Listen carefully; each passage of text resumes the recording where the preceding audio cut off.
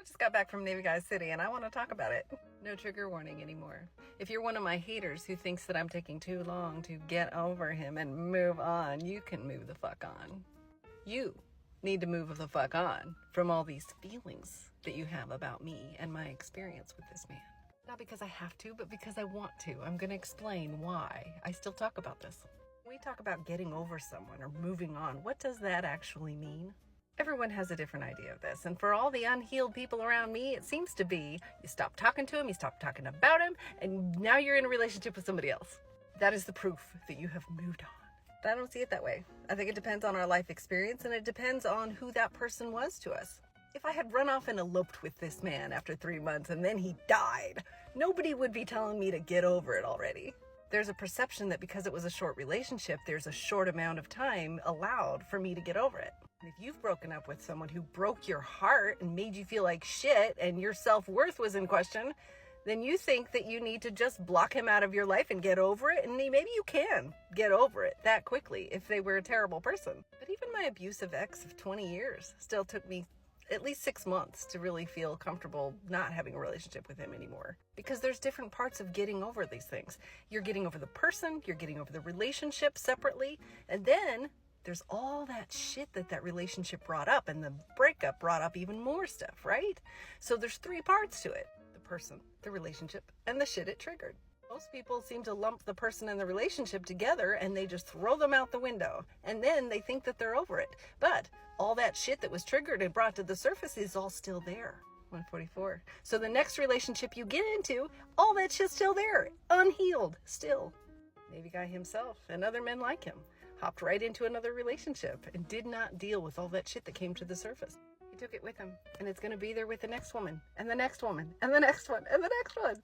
I don't want to do that to myself or my future partner. So it was about a year ago. It was last July when I actually got over the relationship. I separated the relationship from the man because I wanted to hang on to the man. He was pretty spectacular. Although he was avoidant and ran within the relationship, he wasn't avoidant. He was all in. He was beautiful. He was wonderful. He treated me amazingly. I had a beautiful time with him that I would relive any minute of any day. But I had to put that relationship aside and grieve the loss of that relationship. I went through a 2 or 3 month grieving period where I was very sad about having to lose this man. But I came out of it being able to hold on to the love that I have for him. But what I've been talking about mostly here on TikTok is either the way he healed me or the way he triggered shit for me. It's really never been about him. It's about what he did for me and what he brought to the surface. Being with him took me back to my childhood, my teen years, and through my marriage. Because of my relationship with him, I was able to uncover things that I might never have known about with not for him. Deeply buried wounds, shadows that I never knew I had. This past year and a half, I've been able to bring all that to the surface and heal it so that it doesn't cause problems in my future relationships. And today I did it again. I do this on purpose now. I look for ways to trigger myself on purpose so that I can get to the bottom of these wounds. 333 now. So listen, I noticed recently that I had never been to his town ever since we broke up. Well, once. My kids really like the park there, so I took them last summer. He doesn't live all that far away from me. It's maybe 45 minutes, but I used to go there all the time, and I stopped after we broke up. Subconsciously, something was keeping me from going over there. And today it was kind of bugging me that I had never been over there. Why? What the hell is holding me back? Intuitively, I figured there must be something deep down that's still buried, and I need to deal with it. So I pointed my GPS over to the other side of the river, and I went over there, and I decided to go do some hiking over there. Actually, I ended up not hiking. I ended up on a walking trail. Very good chance this is the same trail he goes running on a regular basis. But this was not so that I could run into him. Maybe it was a way to walk in his steps a little bit. But essentially, I wanted to shake loose whatever it was in my subconscious that was keeping me from going over there. Is there some part of me still hanging on to him? Am I afraid of running into him because it would make me look like a crazy stalker if I showed up in his town? That would be an ego problem, and I should get that looked at. Well, it just so happened on the way to this walking trail to the parking lot, the path took me down a road that we had been on together. He was driving that day. And my mind flashed back to a memory of him driving and his hand on my leg and my hand on the back of his neck. It was just one of the most peaceful moments with him that felt really good. And I realized there was a part of me that missed it. I missed that feeling of having someone to touch and hold. And as I parked and got out of the car and walked a few miles in this trail, I had a lot of time to think about it. And I found a wound.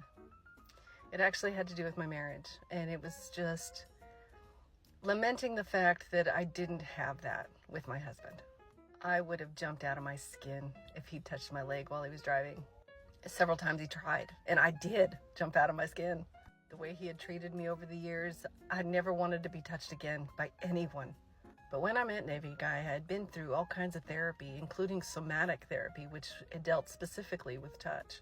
So having his hand on my leg that day meant everything to me. It was one small moment in a very short relationship, but it meant that I was healed. I felt safe with him, and I didn't recoil at his touch, ever. He gave that back to me. And now I will never have to experience that again. And because I took that drive and went and walked on that path, I have brought that memory to the surface. I've brought all those feelings to the surface. I've dealt with them, and now I move on. This is moving on. It has nothing at all to do with time.